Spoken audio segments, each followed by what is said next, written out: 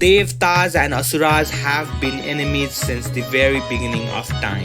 Always fighting, always trying to overpower each other, always competing to prove who is superior. But there was one extraordinary moment in the history of universe when this sworn enemy put down their weapons, extended their hands and worked together. Why? When? What could possibly make these great enemies become allies? This is the story of Samundra Manthan, the great churning of the ocean, the story of a battle for survival, the story of how Mata Laxmi herself came into this world, and the story of Lord Vishnu's second avatar, Kurma Avatar. But before we dive into the Manthan, let's go back to the very beginning. When Lord Brahma created this universe, many great souls came into existence alongside it.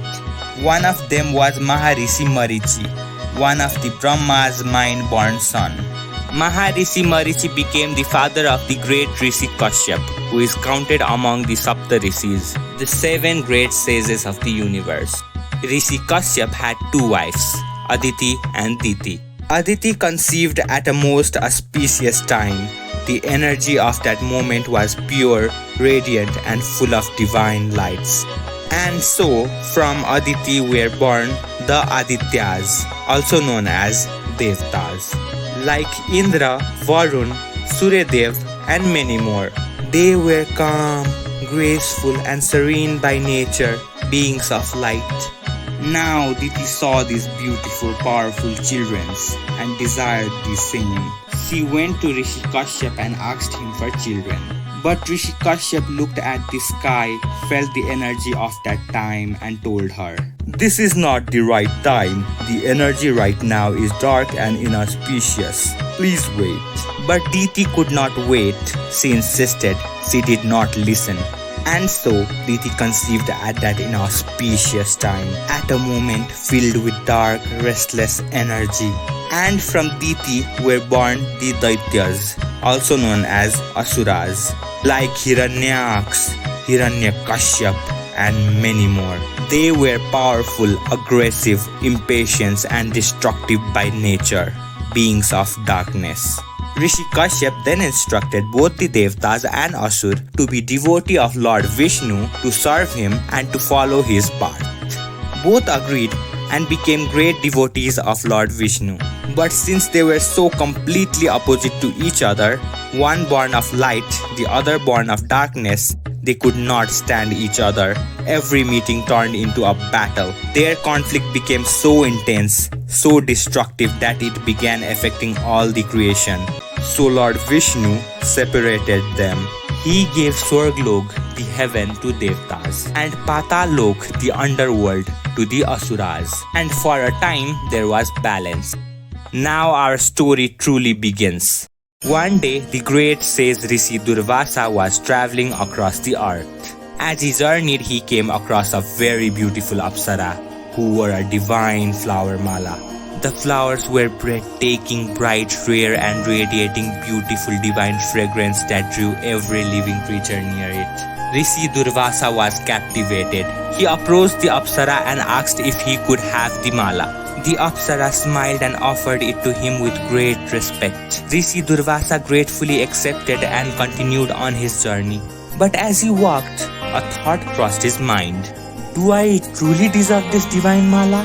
A mala this precious should rest upon the neck of someone truly worthy. He thought of Indra, the king of Devtas, the ruler of Swarglok. Surely, he was the perfect one for it. So Rishi Durvasa made his way to Swarglok. He found Indra traveling on his magnificent white elephant, Airavata. It was majestic, powerful, and the king of all elephants. Rishi Durvasa offered the divine mala to Indra with great affection. Indra took the mala, he looked at it, and then, with the casual arrogance of someone who has never known loss, he placed it on Airavata's head. The fragrance was too overwhelming for Airavata, because elephants are very sensitive creatures. The great elephant grabbed the mala with his trunk and threw it on the ground. And then it stepped on it. Rishi Durvasa watched in silence. Then his eyes blazed with fury. How dare you, Indra? This was no ordinary mala. It was divine offering given with devotion and care. And you treated the mala as it was nothing. You did not even acknowledge it. Not a thank you, not even smallest smile of appreciation. You have become blind with pride, drunk with power and ego. So hear me now. I curse you. You and all the Devtas shall lose all your divine powers. The prosperity, the wealth, the glory that feeds your arrogance, it shall all vanish. Lakshmi herself will leave Swarglok, and you will lose your command over the three worlds. Indra immediately came down from his Airavata and fell on his knees, begging for forgiveness, but Rishi Durvasa had already turned away. The curse had been spoken and it could not be taken back. From that very moment, the consequences began. Airavata disappeared. The wealth and prosperity of Swarglok began to fade. The Devtas grew weaker with every passing days. People on the earth stopped performing pujas, stopped doing yagnas and abandoned the path of dharma. With dharma gone, greed, cruelty and darkness spread across the world. And without Lakshmi, the wealth and prosperity itself, the harmony vanished from all three worlds. Because where there is no positivity, Lakshmi cannot stay. The great and cunning Suklacharya. He was the guru of Asuras. He had always disliked the Devtas deeply. In his eyes, the Devtas were always treated better, given more respect, more power, more fortune, while the Asura were always looked down upon. This never felt right to him. So he made it his mission to find ways to make the Asuras more powerful and defeat the Devtas whenever the chance came. And now, the chance had come. When Shuklacharya saw the Devtas losing their power and growing weaker every day, his eyes lit up. He went straight to the Asuras and said, "This is the moment. Attack them now. They are weak and they cannot fight back. Swarglok can be ours. Strike before they recover." The Asuras were ready. The Devtas, once their greatest rival, were now weak, vulnerable, powerless, and for the Asuras, this was not a tragedy, it was an opportunity. Asuras launched a full-scale attack on Swarglok, and without their divine powers, the Devtas had no chance. They were overwhelmed, defeated. The mighty Asura army swept through Swarglok and took control of the heavens themselves. The Devtas were broken, hopeless, and they had nowhere left to go. So they went to Lord Brahma and told him everything. Lord Brahma listened carefully and then said, "There is only one who can help you now, Lord Vishnu, the preserver of this universe. He gave power to both Devtas and Asuras. He will have the answer."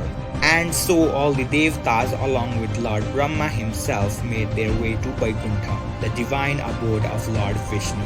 The moment they arrived, Lord Vishnu looked at them, and he already knew. He could see everything written on their faces. He spoke gently. "This is a difficult time, one that is unfavorable for the Devtas, but do not lose hope. The solution lies in the Amrit, the nectar of immortality. It rests within the depth of the cosmic ocean, along with countless other divine treasures. You must bring it out." "But how, my lord? How do we retrieve the Amrit from the depth of the ocean?" Vishnu replied, "You must join the ocean, Samundra Manthan. And for that, you will need Mount Mandarachal as the churning rod. But the mountain alone is not enough. You cannot do this by yourself. Your strength has weakened. The task is too great." A silence fell over the Devtas. Then Vishnu said a word that shocked them all. "You will need to make peace with the Asuras." In disbelief, Indra's eyes went wide. "My lord, these are the same Asuras who took everything from us. How can we befriend them?" Vishnu's voice was calm but firm. It was your own pride that stripped you your own power, Indra. The Asuras only took advantage of what you gave them. And now, the only way forward is through unity. Friendship cannot be one-sided. Go to the Asuras and tell them about the Amrit. Promise to share it equally. They desire immortality just as you do. They will agree. And then Vasuki Nag, the great serpent, will wrap himself around Mount Mandrachal like a rope. Devtas on one side, Asuras on the other. Then pull from both ends and you will churn the ocean. Whatever divine treasure emerges, share them equally with the Asuras. With those words, Lord Vishnu disappeared. The Devtas swallowed their pride and went to the Asuras. The Asura listened. What do we get out of this? They asked. The Devtas told them about the Amrit, immortality, and unimaginable power. And the Asuras realized if they wanted the Amrit, they would need the Devtas just as much as the Devtas needed them. For the first time in the history of creation, sworn enemy shook hands. Devtas and Asuras were united, not by love, not by trust, but by common goal. Both teams made their way to Mount Mandrachal, standing at the edge of the great cosmic ocean. Vasuki Nag arrived, magnificent, enormous, and coiled himself around the mountain like a divine rope. Devtas stood on the one side, Asuras on the other. But the Asuras immediately protested. Vasuki Nag's head was facing the Devtas' side, and the Asura felt disrespected. They wanted the head, not the tail. Lord Vishnu quietly signaled Vasuki Nag and the great serpent switched position. Head towards the Asuras, tail towards the Devtas. The Asura were pleased. But what they did not realize was, this was their mistake. During the churning, Vasuki Nag would thrash violently, and the deadly venom within him would pour out from his mouth. Asuras had unknowingly chosen the dangerous end. Both teams grabbed Vasuki Nag and the Manthan began. But almost immediately, a crisis happened. Mount Mandrachal had no stable base. Without support, the massive mountain began to sink into the ocean floor. Everyone panicked. The churning was barely beginning and it was already falling apart. Both Devtas and Asuras looked at each other in desperation, and then together they began to pray. Lord Vishnu, please help us! The ocean trembled. The water began to part. A massive shadow emerged from the depth, growing larger and larger. It was a giant turtle, ancient and divine. As it reached the surface, it transformed. And there stood Lord Kurma himself, radiant and majestic. Everyone fell silent. Both Devtas and Asuras bowed in reverence. Lord Kurma spoke. Do not stop. I will hold the mountain. He descended back to the ocean in his divine turtle form and positioned himself beneath the Mount Mandrachal, bearing the weight of the entire mountain on his back. Steady, immovable, unshakable. Lord Brahma and Lord Shiva watched from above and showered divine flowers from the sky in honor of Lord Kurma. The Samundra Manthan had truly begun. With the Kurma Avatar anchoring the mountain and Vasuki Nag as their rope, Devtas and Asuras churned the great ocean with all their strength. After some time, something rose from the depth. Everyone stopped, leaning forward, eyes wide open with anticipation. But it was not the Amrit. It was Halahal, the most deadly poison in all of existence. The sky turned dark. The ocean itself began to boil. A toxic cloud spread across the heavens, threatening to consume everything, including Devtas, Asuras, and the entire universe. Everyone froze. Some began to flee in sheer panic. Even Lord Vishnu was occupied holding the balance of the Manthan. There was no one to stop it. And then a divine presence arrived. Lord Shiva. Calm and fearless, he surveyed the poison that threatened to destroy all creation. And without a moment of hesitation, he began to drink it. But the halahal was too powerful even for Lord Shiva to swallow completely. So he held it, stored it within his throat. His neck turned a deep, striking blue from the poison held within. From that day forward, Lord Shiva became known as Nilkanth, the blue-throated one.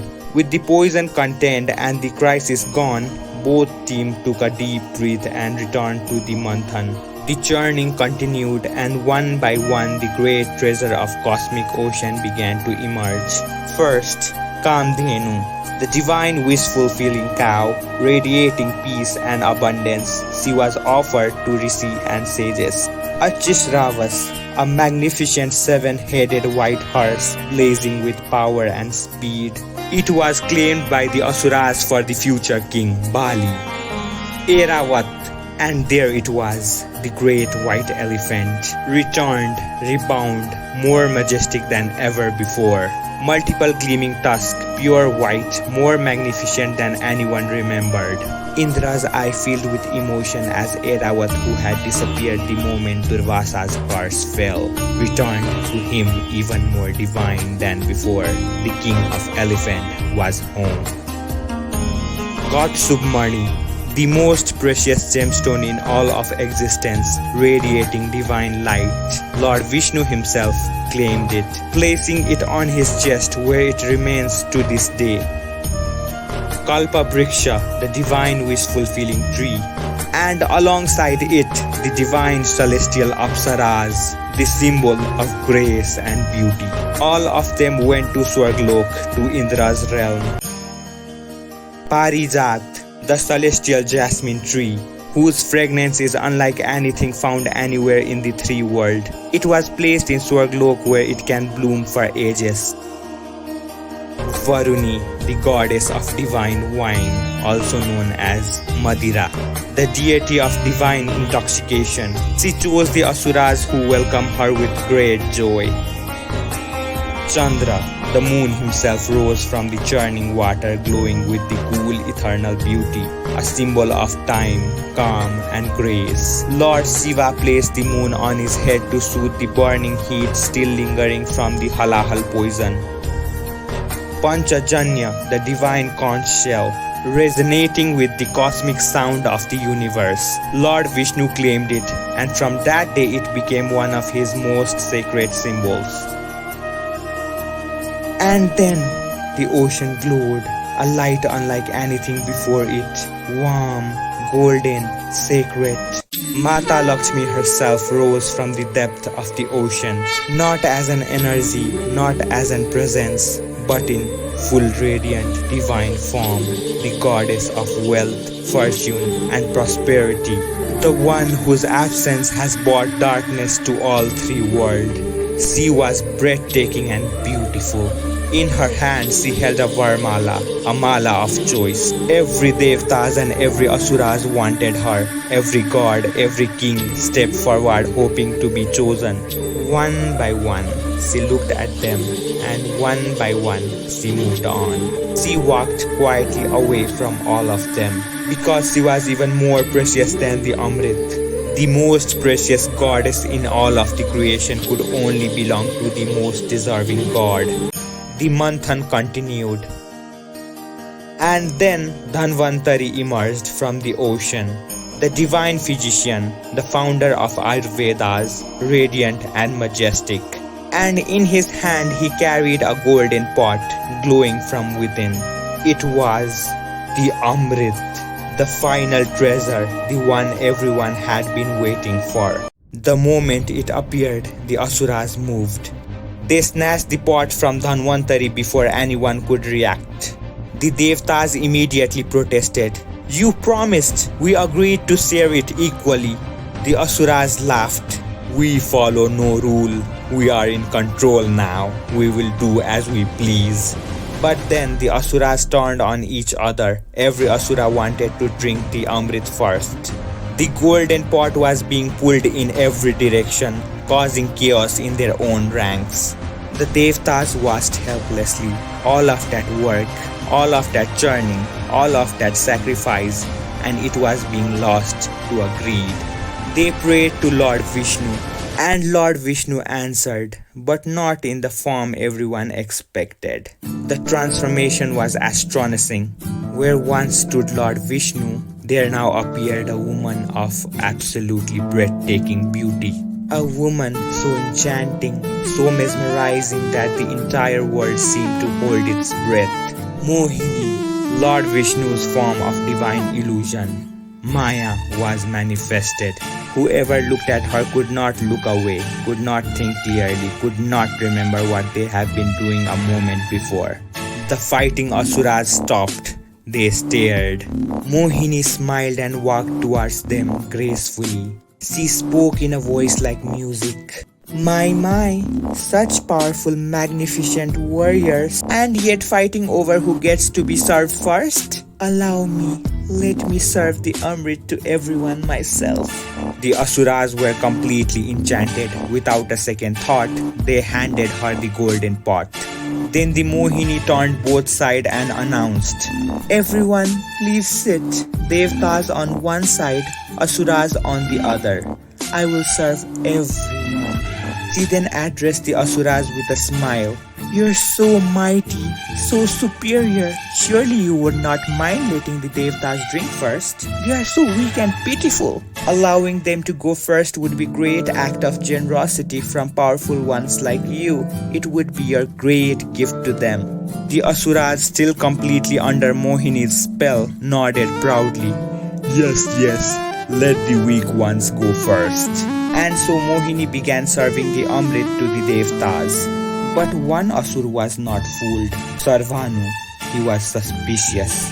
While the other sat dazed, he quietly slipped away from the Asura's side and disguised himself to look like a Devta. He sat among them, and when Mohini came to him, she served, and he drank the Amrit. But Surya Dev and Chandra Dev saw him. They immediately alerted Mohini. Her eyes flashed in fury. In an instant, she raised the Sudarshan Chakra and hurled it at Sarvanu. It struck him at the neck, separating his head from his body in one swift motion. But it was too late. He had already drunk the Amrit. He could not die. His head became Rahu, an immortal entity burning with vengeance. His body became Ketu, another immortal entity. To this day, Rahu and Ketu seek revenge on Surya Dev and Chandra Dev, the ones who exposed them, by periodically swallowing them. That is the story behind every solar and lunar eclipse. With the Amrit consumed, the Devtas felt it instantly. Their power returned. Not just restored, but amplified, stronger, brighter, more powerful than they had ever been. And then Mohini transformed back. Lord Vishnu stood before everyone in his true divine form. The spell of Mohini broke. The Asuras snapped back to their senses and realized what had happened. They were furious. This was cheating. This was unfair, they roared. Lord Vishnu looked at them calmly. "You were the one who broke the promise. You snatched the Amrit the moment it appeared, and you gave it away yourself. No one took it from you. What you are facing now is the result of your own karma." With that, he disappeared. The Asuras, burning with rage, launched one final attack on the Devtas. But this time the Devtas were restored, renewed, and overflowing with divine power. The Asuras, who were weakened by Vasukinag's venom, were defeated swiftly and completely. Swarglok was reclaimed. The heavens returned to Devtas. And with the Swarglok restored, Laxmi returned, prosperity returned, Dharma returned. The three worlds began to heal. But the story was not yet complete. When Lord Vishnu returned to Vaikuntha, someone was waiting for him. Mata Laxmi. She had made her choice. She walked towards Lord Vishnu, her eyes full of quiet certainty. She looked at him and said, "I have found someone truly worthy. No one in all of creation is more deserving than you, my lord." And she placed the Varmala around Lord Vishnu's neck. Divine flowers rained down from the heavens. The universe itself celebrated. The most precious goddess had found the most deserving god, and together they became the eternal keepers of wealth, preservation, and grace. Lord Vishnu had gained the greatest treasure that ever emerged from the Samundra Manthan. Not the Amrit, not the Katsub money, but Mata Laxmi herself. This is the story of Samundra Manthan, the story of sacrifice, pride, unity and divine grace. The story of how Mata Laxmi came into this world. And the story of Lord Vishnu's second avatar, Kurma Avatar, who silently, steadily held the weight of the world on his back so that the universe could be saved. Very soon we will return with the third avatar, Vara Avatar, the divine boar avatar of Lord Vishnu. We will discover how he saved the earth herself, who was kidnapped and dragged to the depth of the ocean by the terrifying Asura, Hiranyaksh.